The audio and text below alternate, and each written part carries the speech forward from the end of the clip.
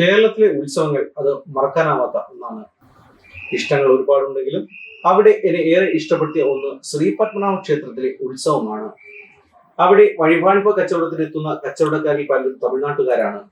അവരുടെ ആളുകളോടുള്ള സമീപനം, കച്ചവടം ചെയ്യുന്ന രീതി തികച്ചും വേറിട്ടതാണ്. വഴിപാണിപ്പ കച്ചവടങ്ങളിൽ ഏറ്റവും പ്രിയം പൈങ്കിനി ഉത്സവകാലത്തെ പനയോല വെട്ടിയ കളിപ്പാട്ടങ്ങളും പിന്നെ പനങ്ങളുമാണ്. തമിഴ്നാട് പന ഉൽപ്പന്ന വികസന ബോർഡിന്റെ കണക്ക് പ്രകാരം ആകെയുള്ള 8.59 കോടി പനകളിൽ 5.10 കോടി തമിഴ്നാട്ടിലായിരുന്നു.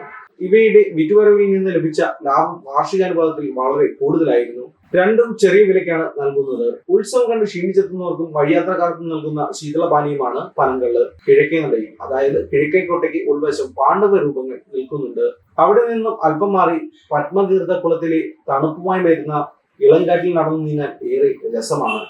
പനയോട്ടിയിൽ വരുന്ന തടിയിൽ തീർത്താണ് കളിപ്പാട്ടങ്ങൾ. ചെറിയ കുതിര, ആന തുടങ്ങി പാണ്ഡവ രൂപങ്ങൾ വരെ കളിപ്പാട്ടങ്ങളായി പൈങ്കുനി ഉത്സവകാലത്ത് വിപണിയിൽ എത്താറുണ്ട്. ചെത്തി മിനുക്കിയ പനവെട്ടിയിൽ ചായം പൂശിയെത്തുന്ന കളിപ്പാട്ടങ്ങൾ വാങ്ങാൻ ക്യൂ നിൽക്കുന്ന കുട്ടികളുടെ തിരക്കാണ് ഏറെ പ്രിയങ്കരം. തമിഴ്നാട്ടിലെ ആശാരിമാർ വളരെയേറെ പ്രയാസപ്പെട്ട് ദിനരാത്രങ്ങൾ ചെലവഴിച്ചാണ് ഈ പനയോല വെട്ടിയ കളിപ്പാട്ടങ്ങൾ തീർക്കുന്നത്.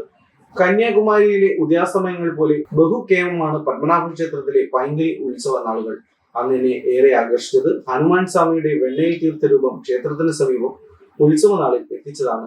ശുചീന്ദ്രം ക്ഷേത്രത്തിന് സമീപം ഇത്തരത്തിൽ ഒന്നുള്ളത് എന്റെ ഓർമ്മയിൽപ്പെട്ടു. കേരളത്തിലെ പാലക്കാടും തമിഴ്നാട്ടിലുമാണ് പനയോല ഉള്ളത്. അവിടെ ഉത്സവ സീസണുകളിൽ പനവെട്ടിയ കളിപ്പാട്ടങ്ങൾ ധാരാളമായി വഴിപാണിപ്പക്കാർ എത്തിക്കാറുണ്ട്. മറ്റൊരു ശ്രദ്ധേയമായ കാര്യം കരിപ്പട്ടി നീര് ഉൽപാദനത്തിന് പനവെട്ടി ധാരാളമായി ഉപയോഗിക്കുന്നു എന്നതാണ്. ചുരുക്കത്തിൽ പനങ്കുല കൊണ്ട് നിവേദിച്ച പാൽപ്പായസം പൈങ്കുനി ഉത്സവകാലത്ത് എല്ലാം കൊണ്ടും പനംവെട്ടി കളിപ്പാട്ടങ്ങളും പനങ്ങളും ഇന്നും തിരുവനന്തപുരംകാർക്ക് ഏറെ പ്രിയങ്കരമായ ഒന്നാണ്.